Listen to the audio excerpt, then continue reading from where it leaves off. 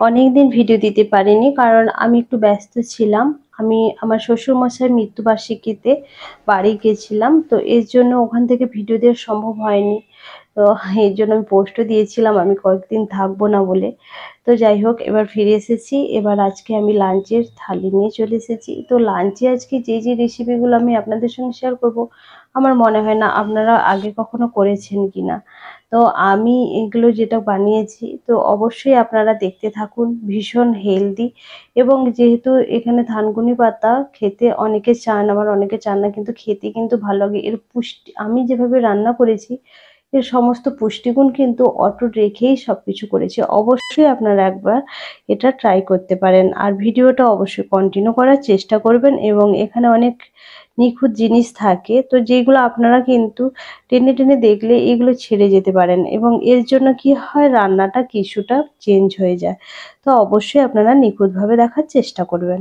তো এখানে আমি পেঁপেটাকে এইভাবে ডুমো ডুমো করে কেটে নিয়েছি। এই রান্নাটা যদিও আমি একটা কারো কাছে শেখা, তো থানকুনি পাতাটা আমি নিজে থেকে এইভাবে আমি একদিন ট্রাই করতে গিয়েই আমার এটা খুব ভালো খেতে হয়েছিল, তাই আপনাদের সঙ্গে শেয়ার করেছি। আর আমার রান্নাগুলোতে সবসময় আমি চেষ্টা করি যে যাতে রান্নার যে শাকসবজির যে পুষ্টিগুণটা যেন একেবারে ঠিকঠাক থাকে, তো সেইভাবে আমি আপনাদের, এবং খেতেও যেন সুস্বাদু হয়, তো সেইভাবে আপনাদেরকে আমি করে দেখাই। তো এখানে থানকুনি পাতাগুলো ভালো করে পরিষ্কার করে নিয়েছি, করে নিয়ে আমি এটাকে বেটে নেব। এর সঙ্গে কাঁচা লঙ্কা দিয়ে আমি বেটে নেব। কাঁচা লঙ্কাটা আপনারা নিজেদের স্বাদ অনুযায়ী নেবেন, এবং আপনারা যদি বেশি ঝাল পছন্দ করেন বেশি ঝালও দিতে পারেন, আবার কম ঝাল চাইলে কম ঝালও ব্যবহার করতে পারেন। এটা আপনাদের নিজেদের স্বাদ অনুযায়ী। এদিকে আমি থানকুনি রান্না করার জন্য আমি এখানে কি করব, বেগুন কেটে নিচ্ছি। বেগুনটাকে আমি একটা একটা গোটা বেগুন দিয়ে নিই। বেগুনের অল্প একটু পরিমাণ আমি এখানে ব্যবহার করেছি। তো এখানে যতটা শাক সেই সঙ্গে আমি সামঞ্জস্য করে কিন্তু সবজিগুলো নেব। আপনারা চাইলে কিন্তু বিনস বা গাজর অনেক রকম সবজি কম বেশি করতে পারেন। তো এবার আলু ও বেগুন আমার কাছে যেটা অ্যাভেলেবল ছিল সেটা দিয়ে আমি আজকে রান্নাটা করব। তো এদিকে কিন্তু আমি কিছু পাঁপড় ভেজে নিচ্ছি। পাঁপড়টা যে কাজে লাগবে সেটা অবশ্যই আপনারা পরে দেখতে পারবেন ভিডিওতে। তো এখানে আমি 4-5টা পাঁপড় আমি ভেজে নিয়েছি। তো এবার আমি তেলের মধ্যে শুকনো লঙ্কা, তেজপাতা, গোটা জিরে দিয়ে আমি ফোড়নে দিয়ে দেব, এবং এটা যখন একটু ভাজা ভাজা হয়ে আসবে তখন ওর মধ্যে দিয়ে দেব আদা বাটা। দিয়ে আমি ভালো করে এটাকে, আদার যাতে গন্ধটা, কাঁচা গন্ধটা চলে যায় তার জন্য ভেজে নেব। তো এরপর আমি দিয়ে দিচ্ছি এখানে টমেটো। টমেটোটা আমি এখানে দুটো ছোট সাইজের টমেটো ব্যবহার করেছি, আপনারা চাইলে বেশি কম করতেই পারেন। তো এরপর আমি খুব বেশি ঝাল যাতে না হয় তাই আমি এখানে কাশ্মীরি লঙ্কার গুঁড়ো, হলুদ গুঁড়ো ব্যবহার করেছি। দিয়ে এখানে আমি ভালো করে পেঁপেটাকে আমি এখানে কষিয়ে নেব মশলার সঙ্গে। এরপর লবণ দিয়ে দেব যাতে করে পেঁপে থেকে জলটা বেরিয়ে আসে এবং তাড়াতাড়ি সেদ্ধ হয়ে যায়। কিন্তু দুঃখের বিষয় যে এটা ছিল চালানি পেঁপে, তো সেজন্য আমার সেদ্ধ হতে একটু টাইম লেগেছিল। তো আপনারা দেশি পেঁপে হলে কিন্তু এটা খুব তাড়াতাড়ি রান্না হয়ে যাবে। এখানে আমি মসুর ডাল সেদ্ধ করতে দিয়ে দিয়েছি, আর পেঁপেটা আমার এখানে প্রায় ভাজা ভাজা হয়ে এসছে, মশলা প্রায় কষানো হয়ে এসছে। এরপর আমি ওর মধ্যে দিয়ে দেব কিন্তু ভাজা মশলা। এটা আমি শুকনো খোলায় ভেজে রেখেছিলাম। গোটা জিরে, ধনে আর গরম মশলার মধ্যে এলাচ, লবঙ্গ, দারুচিনি আর 5 থেকে 6টা ব্ল্যাক পেপার বা কালো গোলমরিচ দিয়ে ভালো করে একটু কষিয়ে জল দিয়ে আমি ঢাকা দিয়ে রেখে দেব, দিয়ে সেদ্ধ হতে দেব। তো যেহেতু পেঁপেটা সেদ্ধ হতে আমার টাইম লাগবে তাই খুব কম আঁচে আমি এটাকে সেদ্ধ করব। তো যেহেতু এটা চালান পেঁপে, তো এই জন্য এখানে আমার মসুর ডালটা প্রায় অর্ধেক সেদ্ধ হয়ে গেছে। এরপর ওর মধ্যে দিয়ে দিয়েছি সজনে ডাঁটা।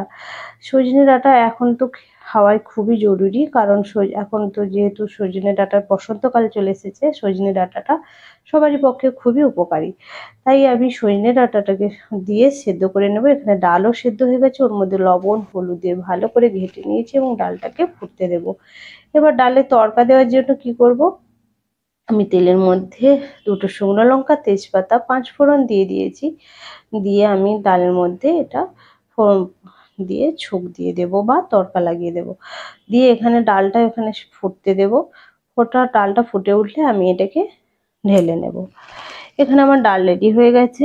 এরপর আমি তেলের মধ্যে দিয়ে দিয়েছি শুকনো লঙ্কা, 5 ফোড়ন দিয়ে আমি বেগুন, আলু যেটা আমি কেটে রেখেছিলাম ধানকুনির জন্য সবকিছু আমি দিয়ে সাঁতলে নেব ভালো করে। সমস্ত সবজিগুলো ভালো করে একটু ভেজে নিতে হবে এবং এখানে ঢাকা দিয়ে দিয়ে আমি রান্নাটা করব। এরপর ওর মধ্যে দিয়ে দিচ্ছি লবণ, স্বাদ অনুযায়ী লবণ আর হলুদ গুঁড়ো দিয়ে আমি ভালো করে সবজিগুলো কষিয়ে নেব। সবজিগুলোর থেকে যখন তেল ছাড়তে শুরু করবে এবং লক্ষ্য করতে হবে যখন আলুর সবজি সমস্ত সুসেদ্ধ হয়ে যাবে তখন ওর মধ্যে বেটে রাখা যে থানকুনি ছিল তো সেটা দিয়ে আমি ভালো করে এটাকে একসঙ্গে মিক্সড করে নেব। তো এখানে দেখুন সুন্দরভাবে কিন্তু মিক্সড হয়ে গেছে এবং সব শেষে নামানোর আগে কিন্তু আমি দিয়ে দেবো একটু সর্ষের তেল। এরপর আমি গরম গরম এটাকে সার্ভ করে দিয়েছি। আপনারা গরম ভাতের সঙ্গে অবশ্যই এটা একবার ট্রাই করে দেখতে পারেন। আর আমি গ্যারেন্টি দিয়ে বলছি এটা অসাধারণ খেতে হয়, সেটা আপনারা নিজেরাও বুঝতে পারবেন এবং আপনারা দেখতেই পেলেন যে এই রান্নাটা রান্নার সময় আমি কিন্তু এর সমস্ত পুষ্টিগুণ কিন্তু বজায় রাখার চেষ্টা করেছি। এর মধ্যে কিন্তু আমার পেঁপেটা সেদ্ধ হয়ে গেছে। এরপর ওর মধ্যে দিয়ে দিয়েছি ভেজে রাখা পাঁপড়গুলো। এইভাবে টুকরো টুকরো করে দিয়ে দিয়েছি এবং সবশেষে নামানোর আগে দিয়েছি আমি একটু দেশি ঘি। দিয়ে আমি এটাকেও সার্ভ করে দেব। তো কেমন হয়েছে আমার এই রান্নাগুলো অবশ্যই কিন্তু কমেন্ট করে জানাতে ভুলবেন না। এবং সমস্ত রান্না আমার রেডি হয়ে গেছে। আমি গরম গরম এটাকে ভাতের সঙ্গে সার্ভ করে দেব সবকে। তো মাঝে মাঝে ভাবি যে ইউটিউব আমি ছেড়ে দেবো, ইউটিউবের রান্নার চ্যানেলটা আমি টানতে পারছি না, রান্না করার ঝামেলা হয়ে যাচ্ছে, কন্টিনিউ করতে পারছি না। তো আপনারা যখন সুন্দর সুন্দর কমেন্ট করেন তো খুব বেশি না হলেও যে কটা কমেন্ট আসে তো সেটা আমার খুবই ভালো লাগে। তো তখন আমি আবার নতুন করে উৎসাহ পাই এবং নতুনভাবে আবার এগোনোর চেষ্টা করি। তো আপনারা এইভাবে সুন্দর সুন্দর কমেন্ট অবশ্যই করতে থাকবেন এবং আমার পাশে থাকবেন। আমি নিত্য নতুন অনেক রেসিপি আপনাদেরকে নতুনভাবে করে দেখাবো এবং আমি যেগুলো পারি সেটা আপনাদের সঙ্গে শেয়ার করি। তো অবশ্যই আমার পাশে